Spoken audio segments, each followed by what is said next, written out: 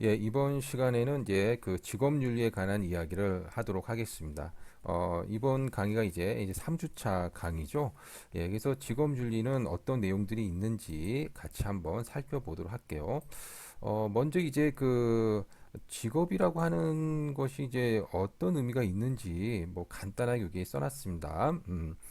그리고 여기 이제 그 뭔가 이제 그 그림이 있었지만, 예, 이제 제가 강의를 할 때는 이제 일부러 좀 뺐습니다. 이제 뺀 이유는, 이게 이제 인터넷에서 구한 사진이고, 제가 이제 여러분들하고 직접 강의실에서 만나서 수업을 하면 그냥 보여드릴 수 있지만, 이게 저 유튜브에 올라가는 거다 보니까는 이제 저작권 문제도 있고 해서, 이렇게 강의를 할 때는, 좀 그런 문제가 있을 것 같으면 이제 좀 뺐다 이렇게 보시면 되겠습니다. 자, 어쨌든 그래서 이제 여기 직업이라고 하는 이 직업 활동을 함으로 인해 가지고요, 우리는 바로 이제 돈을 벌죠. 예, 이제 가장 어떻게 보면 중요할 수가 있습니다. 돈을 벌기도 하고요, 혹은 꼭 뭐 돈을 벌려고 하는 경우도 있겠지만 만족감, 보람을 느끼려고 또 이제 우리가 직업 활동을 할 수가 있겠습니다. 어쨌든 우리가 이제 직업 활동을 한다는 것은 곧 일을 한다는 것은 우리 입장에서는 곧 그 삶 자체다. 이렇게 보시면 됩니다. 우리가 이제 살아가는 것이 결국은 일을 하면서 살아가는 거기 때문에 직업 활동이라고 하는 것은 인간의 삶 그 자체라고 보실 수 있겠습니다. 자, 그러면 우리가 이제 그 인간이라고 하는 그 동물은 결국은 일을 하면서 이제 살아갈 수밖에 없는데, 일이라고 하는 것은 인간에게 있어서 이제 어떤 의미가 있는지, 즉 직업이라고 하는 것은 이제 어떤 의미와 혹은 어떤 기능이 있는지, 그거에 대해서 이야기를 해보도록 하겠습니다. 어, 여기서 보시게 되면요, 사람은 이제 일을 해 나갈 수밖에 없는데요. 사람이라고 하는 것은 일을 해 나감으로 인해 가지고요, 뭐 자신에게 뭐 필요한 것도 만들기도 하고, 혹은 뭐 다른 사람을 위해 가지고 또 만들기도 하죠. 나 자신을 위할 수도 있고요. 혹은 다른 사람을 위해 가지고 어떤 생산, 즉 제품과 서비스를 만들어내기도 합니다. 결국은 인간이라고 하는 것은요, 일을 하지 않는다면요, 나 자신뿐만 아니라 다른 사람을 위해서도 어떠한 것도 할 수 없고, 결국은 생존할 수가 없다, 이렇게 보실 수가 있겠습니다.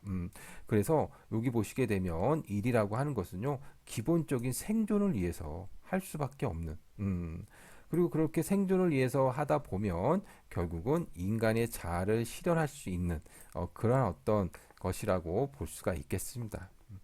그렇다면 사람은 왜 일을 해야 될까요? 사람을 일을 해야 되는 것은 뭐 어떻게 보면 당연한 거라고 볼 수가 있지만, 많은 사람들이 왜 사람은 일을 해야 될까? 그런 어떤 생각들을 좀 해왔다라는 겁니다. 그래서 한때는, 신이 그렇게 만들었다, 이렇게 생각을 했던 적도 있습니다. 그러니까 신이 그렇게 만들었다라는 이야기는 신이 내게 부여한 것이라고 생각한 겁니다. 하느님이 나에게 너는 이러이러한 일을 해라, 이렇게 나에게 어떤 소명을 준 거죠. 예. 뭐 그렇게 생각을 한 때도 있었고요. 혹은 뭐 자연적으로 할 수밖에 없는 일을 안 하면 이제 생존할 수 없으니까 어쩔 수 없이 해야 된다라고 이렇게 생각을 할 수도 있고요. 그 다음에 뭐 현대 사회에 와서는 물론 이제 그 생존하기 위해서 하는 것일 수도 있지만 개인의 삶의 유지와 욕망의 충족, 그 다음에 자기 실현의 성취를 위해서 할 수도 있다라는 겁니다. 즉 먹고 살기 위해서 어쩔 수 없이 뭐 해야 되는 거긴 하지만 이게 다가 아니다라는 겁니다. 그래서 자기 실현의 성취, 즉 인생을 살아가면서 꼭 이루고자 하는 어떤 꿈, 그런 어떤 꿈을 이루기 위해서 우리가 이제 일을 할 수도 있다라고 볼 수가 있습니다.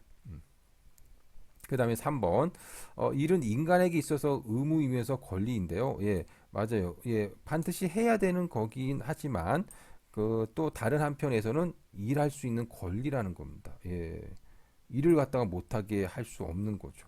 그래서 의무이자 권리라고 보실 수가 있겠습니다.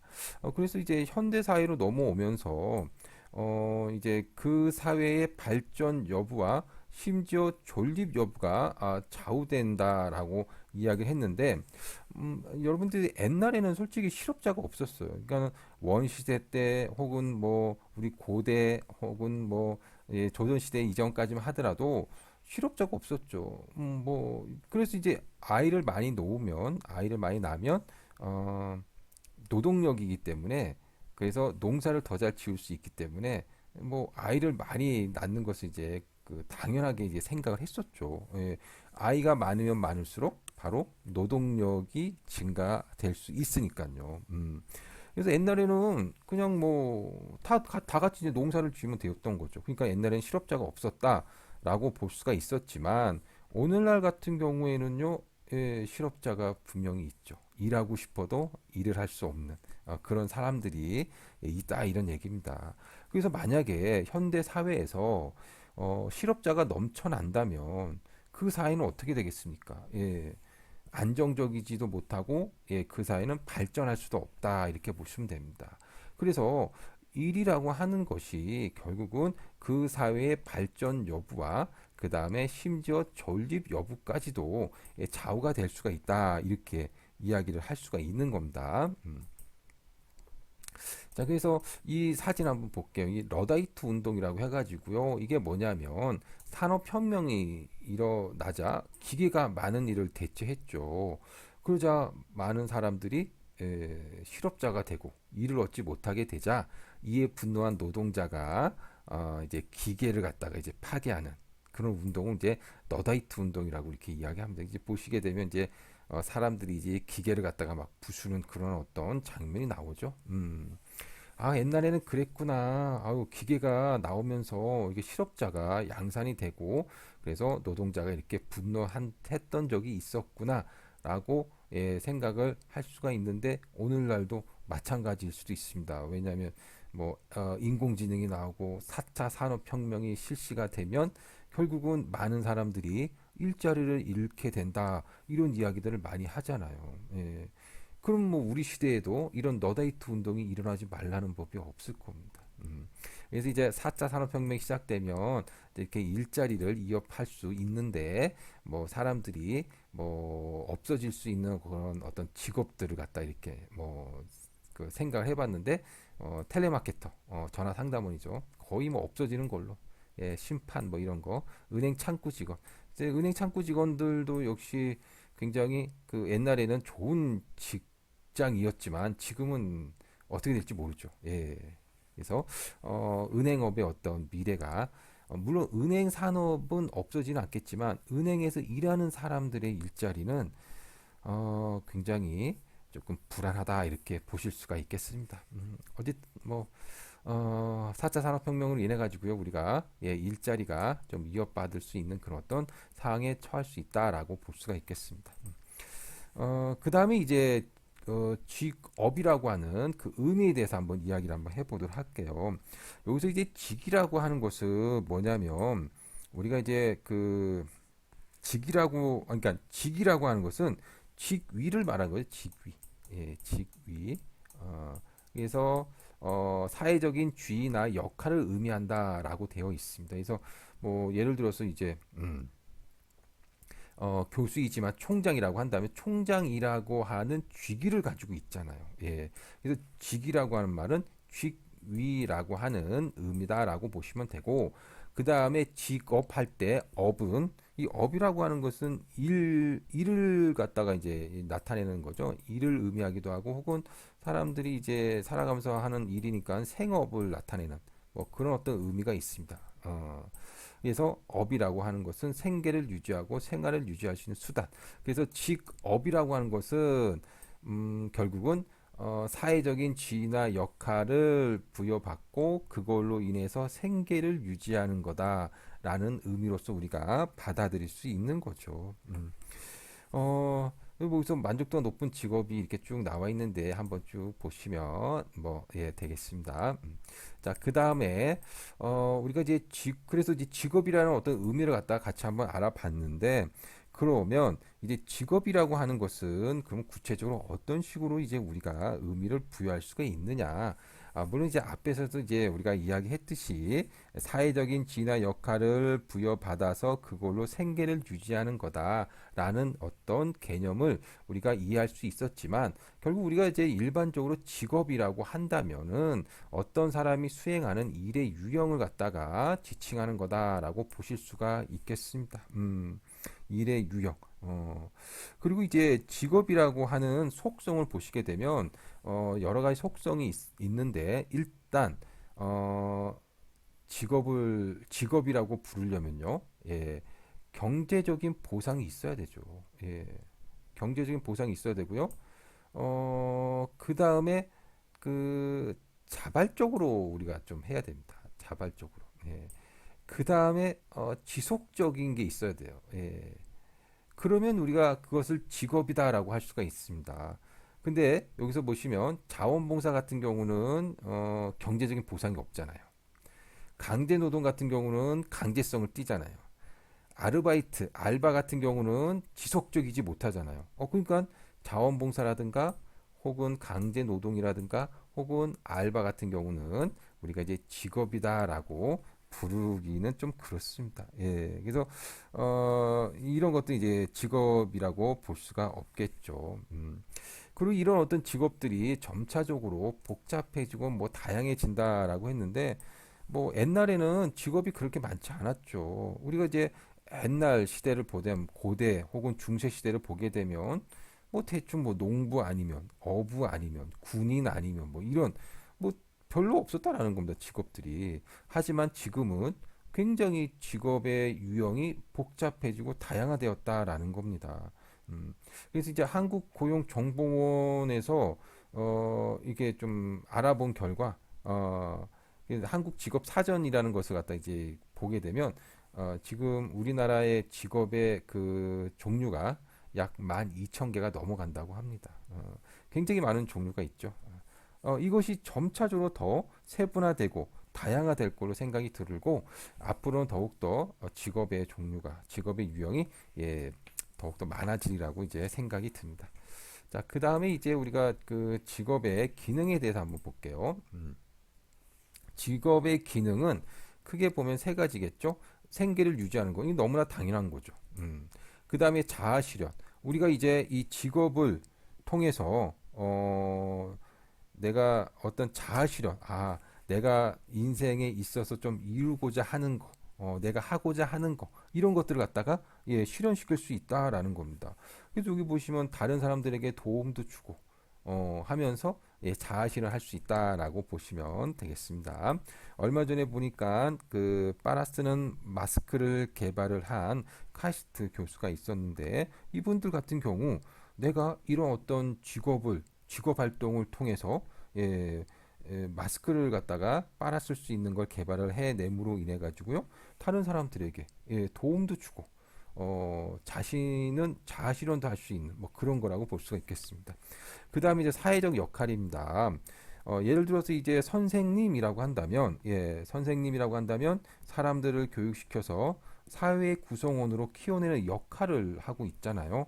그러니까 바로 나는 선생인데 이러이러한 역할을 하고 있구나. 사회적으로 보면 이런 역할을 담당하고 있구나라는 것을 갖다가 알 수가 있는 겁니다. 그래서 직업의 기능은 이렇게 크게 세 가지로 우리가 분류를 해볼 수가 있겠습니다.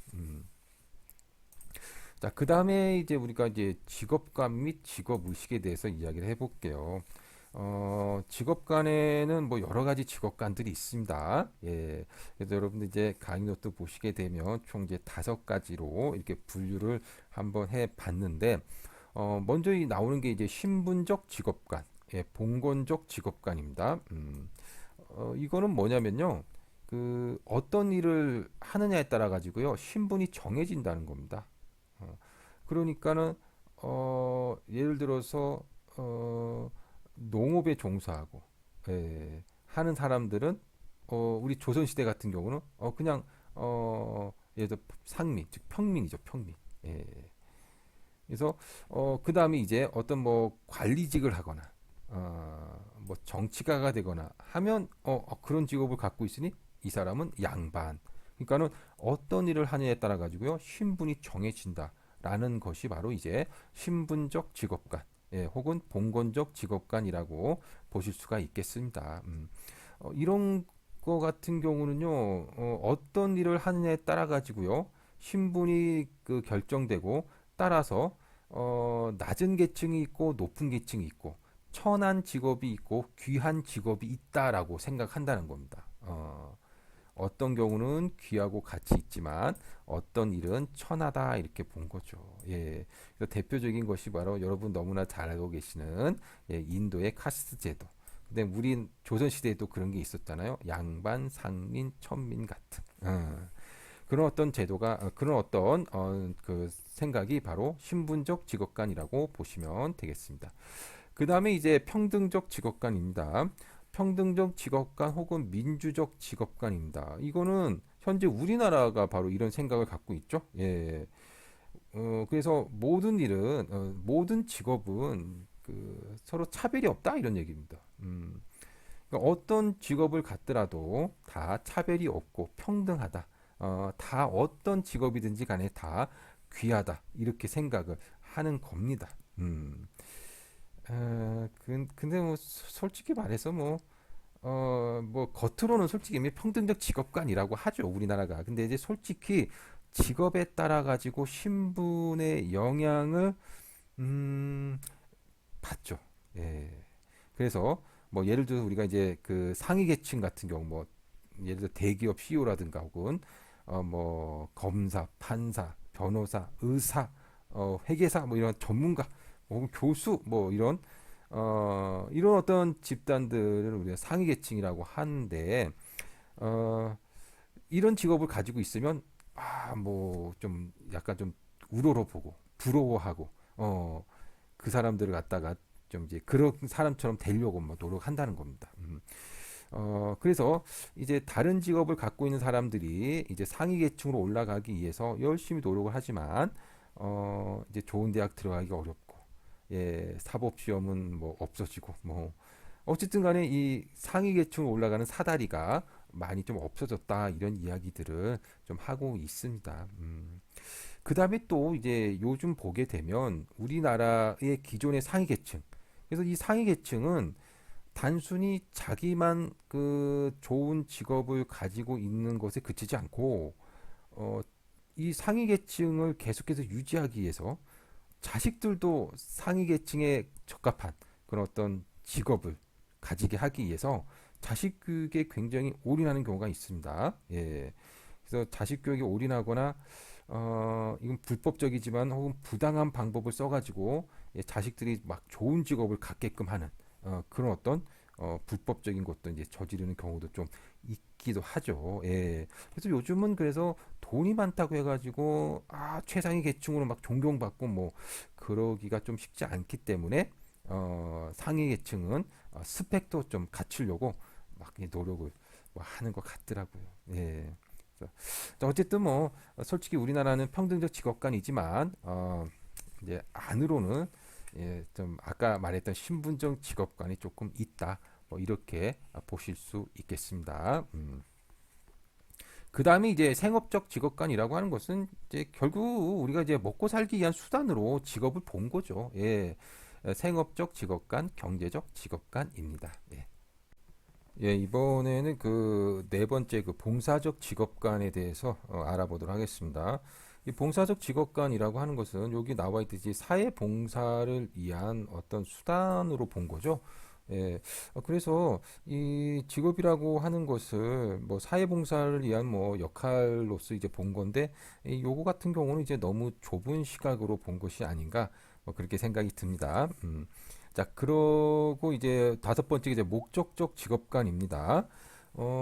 이게 직업이라고 하는 것이 결국 이제 자신의 어떤 꿈과 이상을 갖다가 실현하는 그런 경우가 있을 수 있습니다. 예를 들어서 뭐 예술 활동을 하는 예술가의 경우, 뭐 돈이 잘 안 될 수 있지만 그래도 자신의 꿈을 실현하기 위해서 이런 어떤 그 예술을 갖다가 직업으로 삼는 경우가 있겠죠. 네. 그래서 물론 이제 일부 사람들 입장에서는 자신의 어떤 취미 활동이나 혹은 자신의 꿈을 실현하기 위한 그 자체를 예, 직업으로 삼는 경우가 있을 수 있죠. 예. 뭐 이런 경우가 또 많기도 하지만 어, 반드시 꼭 그런 건 아니죠. 이제 어쩔 수 없이 예, 먹고 살기 위해서 직업을 갖는 경우가 또 많기 때문에 이 목적적 직업관도 역시 마찬가지로 조금, 예, 아주 좁은 시각으로 본 것이 아닌가, 뭐 이렇게 생각이 듭니다. 자, 어쨌든 우리가 이제 그 5가지 직업관에 대해서 이야기를 같이 한번 해봤습니다. 자, 그 다음에 이제 그 직업 의식을 한번 이야기를 한번 해보도록 할게요. 직업 의식. 먼저 이제 나오는 것이 이제 천직 의식인데요. 이 천직 의식이라고 하는 것은요, 이 직업이라고 하는 것은, 즉, 내가 지금 하고 있는 일이라고 하는 것은 하늘이 내려준 것이다라는 겁니다. 그러니까는, 여기 보시게 되면, 운명적인 것이다라는 거죠. 하늘이나 자연, 뭐 하나님, 신, 뭐 조상님, 뭐 이런 사람들이 이제 그 부여한 사명이다라고 이제 본 것이 바로 이제 천직 의식이라고 보실 수 있겠습니다. 그러면 이게 이제 천직이다 뭐 이런 말 많이 하잖아요. 그러면 내가 지금 하고 있는 일이 하늘에서 이제 나에게 부여한 것이라고 한다면 아무래도 열심히 해야겠다는 생각을 가질 수 있겠죠. 하늘이 이제 나에게 부여한 거라고 생각이 드니까 그러니까는 이런 어떤 천직 의식을 갖고 있으면 자기가 하는 일에 대해서 적극적이고도 능동적으로 임하는 사명 의식으로 나타날 수 있다라는 겁니다. 그래서 이 천직 의식이 좀 이게 별로 이게 허황된 것이라기보다는 그런 생각을 가짐으로 인해 가지고 자기 직업에 대해서 자부심도 갖고 또 열심히 해 나갈 수 있는 그런 어떤 기반이 될 수가 있는 거죠. 예. 자, 그 다음에 이제 그 소명 의식을 한번 볼게요. 소명 의식. 이 소명 의식이라고 하는 것은요, 그 직업 활동을 이제 신의 명령이고 그 다음에 이렇게 신의 명령을 받고 내가 이제 이런 직업 활동을 열심히 해서 직업적인 성공을 거둔다면은 구원받을 수 있다라는 생각인 겁니다. 이게 바로 이제 소명이라고 보실 수 있는 거죠. 요거는 이제 그 중세 시대 그 유럽에서 나왔던 그런 어떤 그 의식이라고 볼 수가 있고요. 어쨌든 하나님이 나에게 이런 직업을 하라고 예, 부여를 해주셨고 그것을 열심히 해서 성공 거두면 결국은 구원을 받을 수 있다 이런 얘기입니다. 자, 이게 바로 이제 소명 의식이라고 보시면 되겠고요. 그 다음에 직분 의식입니다. 직분 의식이라고 하는 것은 여기 이제 분이라는 말이 있죠. 예, 여기서 나누다라는 뜻인데 여기 보시게 되면 사회의 그 여러 가지 기능을 분업적으로 나누어 참여하고 있다라고 하는 직업 의식인 겁니다. 그러니까 이 사회의 한 축, 내가 지금 하고 있는 일이 사회의 한 축 혹은 한 분야를 담당하고 있다라는 자부심을 가질 수 있게끔 하는 의식이라고 보시면 됩니다. 아무래도 내가 사회의 한 구성원으로서 사회의 한 축을 담당하고 있다라는 생각을 한다면 그런 생각으로 내가 하고 있는 일을 갖다가 하고 있다면 아무래도 긍지를 갖고 예, 일을 해 나갈 수 있지 않을까 생각합니다. 자, 그 다음에 이제 가업 의식입니다. 이 가업을 물려받자 뭐 이런 말들도 하잖아요. 그래서 대를 이어가지고 직업을 물려받아가지고 계속해서 이제 일을 하고 있는 거. 이제 가업 의식. 그래서 이제 내가 그 조상님이 하시던 일을 갖다가 물려받고 그리고 또 열심히 해서 또 후손들에게도 물려줘야 된다라고 한다면 결국은 이제 자신의 어떤 명예를 지키기 위해서 뿐만 아니라 이 가문의 명예를 지키기 위해서도 열심히 제품을 만들고 그 다음에 고객들에게 서비스하고 막 그러지 않을까 이렇게 생각이 듭니다.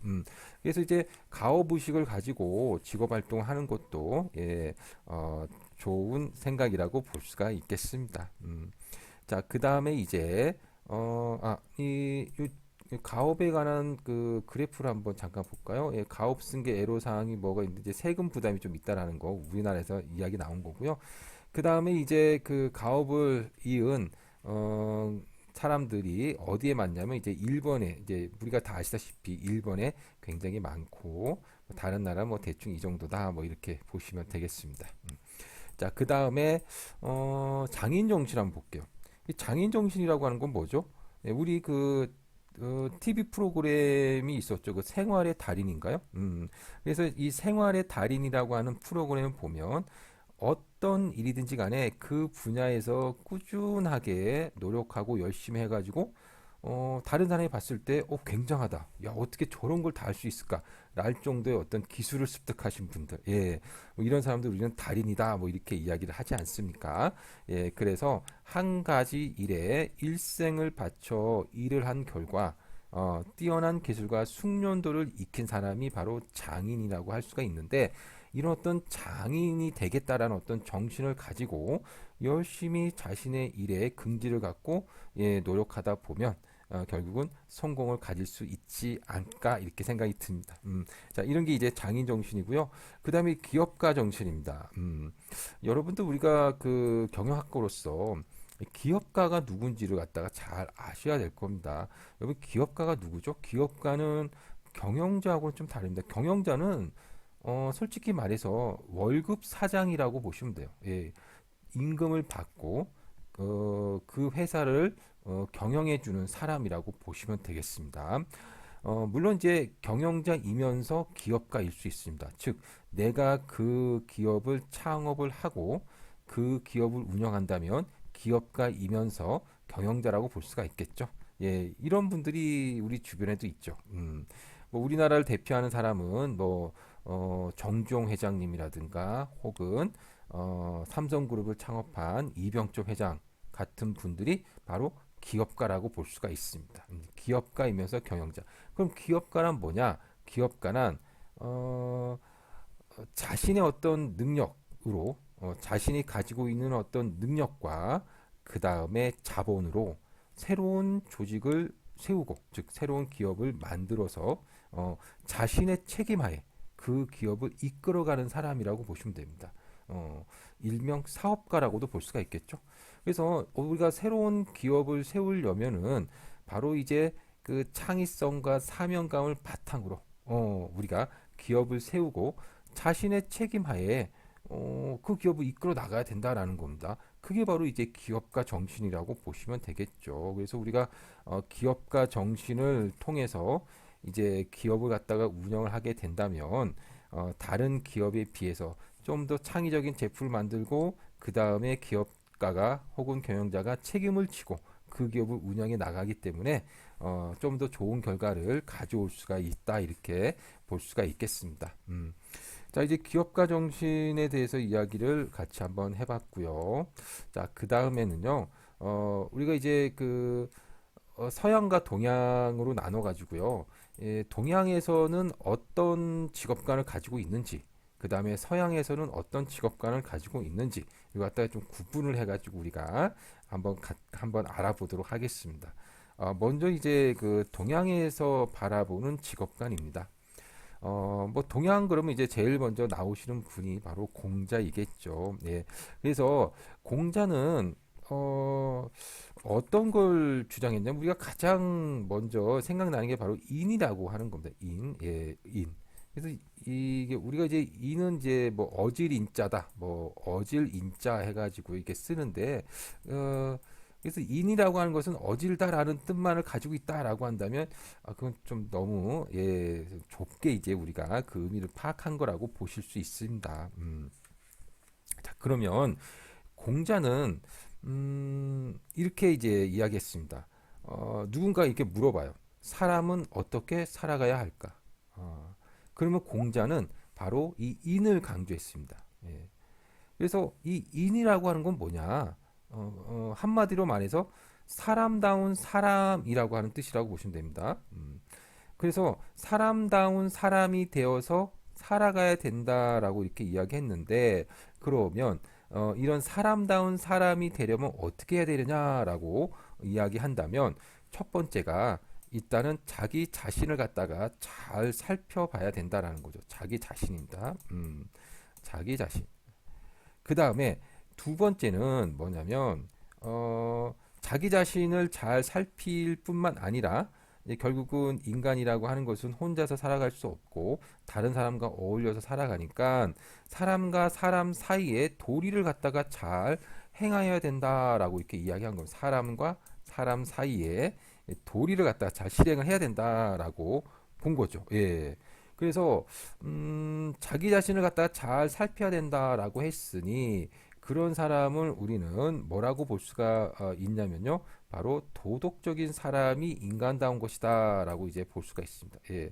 그래서 도덕적인 사람이 되어야 된다라고 이야기를 한 거고, 그 다음에 사람과 사람 사이에 도리를 잘 행하여야 된다라고 이야기했는데, 그거는 바로 요거라고 보시면 되겠죠. 그래서 다른 사람을 사랑한다라는 말하고 똑같은 말이겠죠. 예. 음. 자, 그래서 우리가 이제 읽어본다고 한다면, 인간다운 인간, 사람다운 사람일 때, 예, 인간답다고 한다. 그렇다면 인간다운 사람은 내면적인 도덕성이다. 즉, 도덕적인 사람, 자기 관리를 잘 하고, 그 다음에 다른 사람을 사랑, 예, 사람과 사람 사이의 도리를 잘 행하는 사람. 이런 사람이 바로 예, 인을 갖춘 사람이라고 볼 수가 있는 거죠. 예. 자, 그래서 인에 대해서 우리가 간단하게 한번 이야기를 해 봤고요.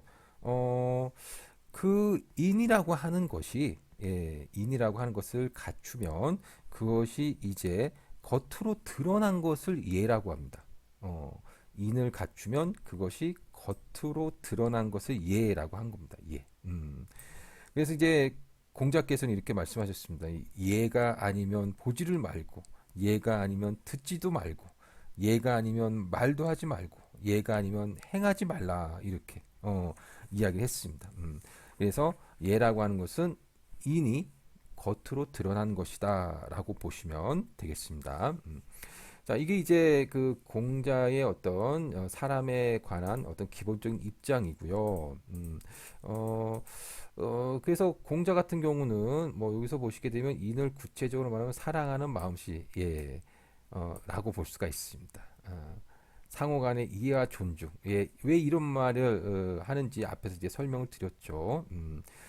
그 다음에 이제 공자께서 말씀하신 게 또 내가 하기 싫은 것을 남에게 시키지 말라. 예, 참 좋은 말인 것 같습니다. 예, 여기 이제 그 사진이 하나 있지만, 예, 제가 예, 여기 지우고 이제 했습니다. 예, 자, 그 다음에 직업에 관한 입장입니다. 공자의 직업에 관한 입장입니다. 공자는 직업 활동을 함에 있어 가지고요.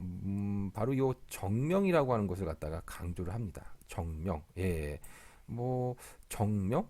그러니까 바른 이름 이건데 여기서 이제 명이라고 하는 것은 당연히 뭐 이름을 의미하겠죠. 예.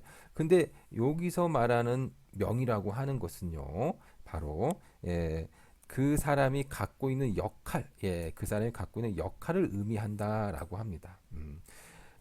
우리가 여기 뭐 예가 나오죠. 회사에서 과장님 그러면 과장님이 갖고 있는 역할이 있겠죠. 선생님 그러면 선생님이 갖고 있는 역할, 아버지, 학생, 아들, 예, 다 각자가 그 이름이 불려지게 되면 각자가 갖고 있는 역할이 있다라고 하는 겁니다. 자, 그 다음에 이제 정의라고 하는 것은요, 그 이름에 걸맞는 활동을 해야 된다라는 의미입니다. 역할에 걸맞는 행동을 해야지 과장님이 과장님답지 않게 행동하거나 선생님이 선생님답지 않게 행동하거나 아버지나 학생 아들이 그 이름에 맞지 않게 행동을 한다면 이것은 틀렸다 이런 이야기입니다. 그러니까 이게 정명이라고 하는 것은 결국은 그 가지고 있는 역할에 맞게끔 활동을 해야 된다라고 보시면 되겠고, 그런 사상이 바로 이제 정명 사상이라고 보실 수 있겠습니다. 그래서 정명 사상 보니까 왕은 왕답게, 예, 신하는 신하답게, 아버지는 아버지답게, 자식은 자식답게. 그래서 이런 게 바로 이제 정명사상이라고 볼 수가 있고요. 뭐 이게 뭐 어떻게 생각해 보면 당연한 거 아닌가? 왕은 왕답게, 신하는 신하답게, 아빠는 아빠답게, 뭐 당연히 당연히 이제 기본적인 거라고 생각이 들 수 있지만 이 기본적인 게 지켜지지 않으면 가정도 사회도 국가도 유지되기 힘들다고 이야기합니다. 정치인답지 못하고, 교수가 교수답지 못하고, 고위 공무원이 고위 공무원답지 않다면 그 기본적인 게 지켜지지 않는 사회라면, 그 기본적인 게 지켜지지 않는 국가라면 유지되기가 힘들다 이렇게 본 겁니다. 예. 자, 이게 바로 이제 정명사상이고요. 이것이 바로 공자가 이야기한 구체적인 어떤 공자의 직업관이라고 보시면 되겠습니다. 예. 자, 이번에는 맹자입니다. 예, 여기 보시면 이제 맹자의 그 사진이 나와 있죠. 예. 여기 보시면 이제 왕도 정치라는 것도 나와 있습니다. 예. 맹자가 이제 성선설을 주장했다는 것은 너무나 잘 우리가 알고 있는 거죠. 또 호연직이라는 단어도 잘 알고 있죠. 예. 그다음에 이제 대인론인데 대인소인은 우리가 맹자의 직업관을 볼 때 나오는 이야기입니다. 먼저 이제 그 맹자의 어떤 기본 입장을 한번 보도록 할게요. 맹자 그러면 이제 가장 생각나는 것이 바로 이제 왕도 정치입니다. 왕도 정치. 그래서 왕도 정치다라고 하면 글자 그대로 본다면 왕이 돌을 가지고 자신의 어떤 돌을 잘 닦아서 정치를 해서 사회적인 안정을 이루어야 된다 이렇게 이야기를 합니다.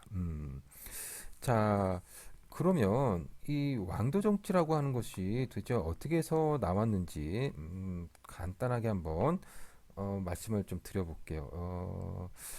우리가 이제 그 왕도 정치라고 하는 것은 이제 그 군주가 가져야 할 어떤 마음이라고 보시면 됩니다. 이제 맹자가 주장한 거죠. 예, 군주는 모름지기 왕도 정치를 해야 된다라고 이렇게 주장을 했는데 뭐 이런 이야기가 있습니다. 뭐 제 나라의 왕이 이제 소를 끌고 가는 것을 보고 물었어요. 예, 소를 어디로 끌고 가느냐? 예, 예, 뭐 소를 끌고 가가지고 이걸 갖다 소를 죽여서 뭐 어떤 뭐 의식을 행하려고 합니다. 뭐 근데 이제 가만히 보니까 소가 벌벌벌벌 떨고 막 그런다는 거죠. 자기가 죽을 걸 아니까. 그래서 그걸 보고 왕이 소가 저렇게 벌벌 떠니 그만 두거라 이렇게 명령을 내립니다. 왕이 왜 그렇게 했습니까? 소가 불쌍하니까 그런 거죠. 예. 그러니까 이 이야기를 하고 만약에 왕이 그러한 마음이 있다면 맹자는 능히 군주 노릇을 할 수 있다라고 이렇게 이야기를 한 겁니다. 그래서 이게 바로 이제 이런 마음인 겁니다. 어떤 마음이냐면 불인지심인 겁니다. 불인지심. 이 불인지심이라고 하는 것은 바로 남의 불행을 보고 그냥 지나치지 못하는 마음이라고 보시면 되겠죠. 그래서 이 남의 그 불행한 어떤 상황을 보고 그냥 지나치지 못하는 그런 마음을 가지고 그런 마음을 가지고 백성들을 보살펴 주라고 조언을 한 것이 바로 이제 불인인지정이라고 보실 수 있겠습니다. 그래서 맹자 같은 경우는 이런 식으로 이제 그 군주가 즉 어떻게 보면 이게 측은지심이라고 하죠. 예. 여기 보시면 어려운 상황에 처한 사람들을 봤을 때 차마 그냥 흘려보내지, 즉 어쩌지 못하는 마음씨, 이게 바로 측은지심입니다. 그래서 이런 어떤 측은지심을 가지고 우리가 백성을 돌보는 것이 어찌 보면 왕도 정치라고 하는데, 그래서 이제 그 맹자가 살았던 시대가 이제 전국 시대잖아요. 예, 춘추 전국 시대. 그래서 이 전국 시대 때는 전쟁이 계속되고 그러다 보니까는 백성들이 먹고 사는 게 어렵고 또 전쟁에 끌려가야 되고 이게 결국 비참한 삶을 살아가는 백성들이라는 거죠. 이렇게 비참한 삶을 살아가는 백성들에게 왕이 무력을 통해서 어, 혹은 엄격한 법을 통해 가지고 강제적으로 통치를 하면 안 되고, 통치자가 어떤 도를 잘 닦아서 인격에 의해서 평화적이고 순리적인 방법으로 통치를 해야 된다라고 하는 게 바로 이제 왕도 정치라고 보실 수 있겠습니다. 자, 이제 왕도 정치에 대해서 우리가 같이 한번 이야기를 해봤고요. 그러면서 이제 이런 이야기를 합니다. 그래서 무항산, 무항심, 그 다음에 예, 이런 거 이게 무슨 말이냐면요. 그 일정한 생산이 없으면, 어, 그 다음에 마음이 없다. 뭐 이런 얘기 이게 무슨 말이냐? 그러니까 결국은 내가 계속해서 어떤 물건을 갖다 생산하고 농사를 지어가지고 쌀을 재배해가지고 먹고 살 게 없으면 무항산 먹고 살 게 없으면 마음을 유지하기가 어렵다라는 겁니다. 예. 그게 이제 일반 백성들을 이야기하는 거죠. 그래서 일반 백성들은 생계가 유지되지 않으면 도덕적인 양심을 지키기가 힘들다라고 이렇게 이야기를 한 겁니다. 물론 선비들은 뭐 지킬 수는 있겠지만 일반 백성들은 그러지 못할 것이다라고 이렇게 이야기한 거죠. 그래서 만약에 일반 백성들이 도덕적인 양심을 잃고 남의 물건을 훔치거나 하는 행동들에 대해서 남의 물건을 훔쳤으니 엄격한 벌을 주겠다라고 한다면 그거는 조금 아니다라고 이렇게 이야기를 한 겁니다. 그러니 왕이라면 이런 어떤 사항을 잘 살펴서 그들이 왜 남의 물건을 훔치게 되었는지 좀 이해하고 그들의 생계 유지를 고려하라 뭐 이런 이야기라고 보시면 되겠습니다. 자, 그 다음에 이제 맹자의 어떤 직업관에 대한 내용을 한번 간단히 볼까요? 그래서 이제 맹자는요, 그 대인과 소인을 구별했어요. 아까 우리 대인론 한번 같이 봤었죠. 그래서 이제 대인과 소인을 구별했는데 대인이라고 하는 사람은 노심하는 사람. 그러니까는 마음을 써서 노력하는 사람입니다. 예, 우리가 육체적인 활동을 하지 않고 마음을 써가지고 일을 하는 사람들이 있죠. 예. 뭐 대표적으로 우리가 뭐 변호사라든가 혹은 뭐 선생님이라든가 혹은 뭐 정치인이라든가 뭐 이런 사람들 노심하는 사람입니다. 그 다음에 소인은 노력하는 사람입니다. 노력하는 사람은 바로 육체적인 힘을 들여서 하는 사람입니다. 그래서 이제 맹자 같은 경우는 이렇게 노심하는 사람이 따로 있고 노력하는 사람이 따로 있다라고 본 겁니다. 어, 근데 이제 이걸 갖다 이제 지금 생각해 보면 그런 거죠. 그러면 노력하는 사람, 즉 소인은 열심히 노력해가지고 노심하는 사람, 즉 대인이 될 수 없는 거냐? 따로따로 분리가 되어 있다면? 맹자는 그렇게 본 거죠. 예. 그래서 지금과 같은 경우라면 그러면 신분이 뭐 이동이 없게 된다는 의미인데 그건 좀 아닌 것 같다 이렇게 생각이 들죠. 하지만 이제 그건 이제 지금 시대에 살고 있는 우리의 생각이고 맹자가 살았던 시대는 춘추 전국 시대니까 그때 당시는 이렇게 생각하는 것이 당연하다라고 볼 수가 있고 그 시대에서 이 하찮게 읽었던 어떤 백성들을 갖다가 좀 따뜻한 마음씨로 잘 보살펴야 된다라고 이렇게 주장을 한 것도 어찌 보면 파격적이라고도 볼 수가 있겠습니다. 자, 그래서 이게 분리가 되는데 사회적 역할이 있다고 했는데 맹자는 역시 이제 공자의 정명사상을 계승했습니다. 예. 그래서 정명사상을 계승했으므로 왕, 신하, 아버지, 자식의 각자 역할이 있고 대인과 소인도 각자의 역할이 있으니 각자의 역할에 충실할 것을 갖다가 강조했다라는 겁니다. 그러니까 결국은 자신의 역할, 주어진 역할에 충실을 하는 것이 바로 이제 맹자가 주장한 직업에 대한 입장이라고 볼 수가 있겠습니다. 자, 그러면 우리가 요 정도까지 우리가 공부를 하고요. 예, 다음 내용부터는 다음 강의에서 우리가 공부를 해보도록 하겠습니다. 예, 여러분 수고하셨습니다.